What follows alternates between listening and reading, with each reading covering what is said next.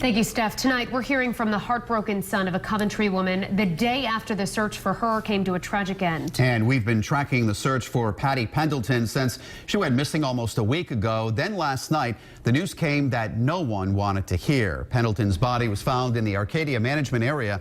Officials tell us it was her barking dogs that led them to her. Eyewitness News reporter Caroline Goggins spoke to Pendleton's son this afternoon and joins us live in studio. Well, Mike Pendleton says his mom was a loving person, strong, caring, dedicated to her family and friends. He says the search for his mom may be over and it ended in what he calls the worst way possible, but he says her memory will still live on. Mike Pendleton fights back tears Monday, hours after the search for his mom, Patty, comes to a tragic end. My mom meant a lot to me, but I got her.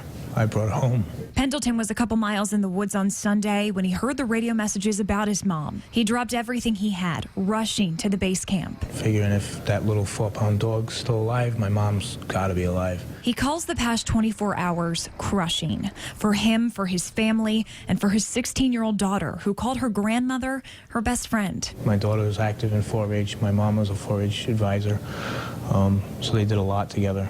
A focus on family, something the single mom believed in. To teach me how to be a man, and the way I carry myself is a testimony to my mom and the type of person that she was.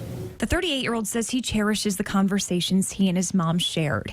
He wishes the two could have had just one more, but he takes comfort in knowing she lived out her last moments in a place where she truly belonged. She died in a place she loved, doing something she loved, with the animals that she loved, and she was happy. I think when it's all said and done, that's what we all hope for in life, is that we can die doing what we love. And Pendleton says if he could tell his mom one last thing, it would be that he hopes to be half the person that she was. He says not being able to say goodbye is truly the hardest thing to cope with right now, but he's had an incredible support system behind him. We'll tell you more about that community support new tonight at 6. I'm Caroline Goggins, Eyewitness News. At 6 tonight, we're learning more about how the local community is helping the family of Patty Pendleton. Patty went missing last week while hiking in the Arcadia management area. Her body was found yesterday along with her dogs. Eyewitness News spoke to Pendleton's son today. Caroline Goggins joins us now with more on what he had to say. Well, Mike Pendleton says Facebook messages helped to get him through the past week. He received thousands of them. Some were just positive stories about his mom. Others were simply words of encouragement. He said despite yesterday's outcome, this community continues to inspire him.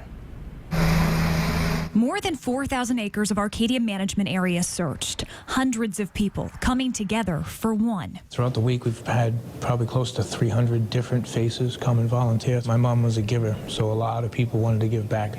Mike Pendleton says he isn't quite sure how to say thank you to those who spent the past week on their hands and knees, scouring every stretch of the woods, making sure no stone was left unturned. That's what kept me going.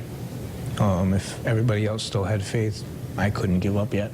The search for Patty Pendleton was officially suspended on Friday, but that didn't stop a host of volunteers and officers from showing up Saturday. Ended up getting to the Dunkin' Donuts. The parking lot was overflowing. It was over 100 people there waiting. So we had to move down the road to a larger parking lot, and we ended up filling that one as well.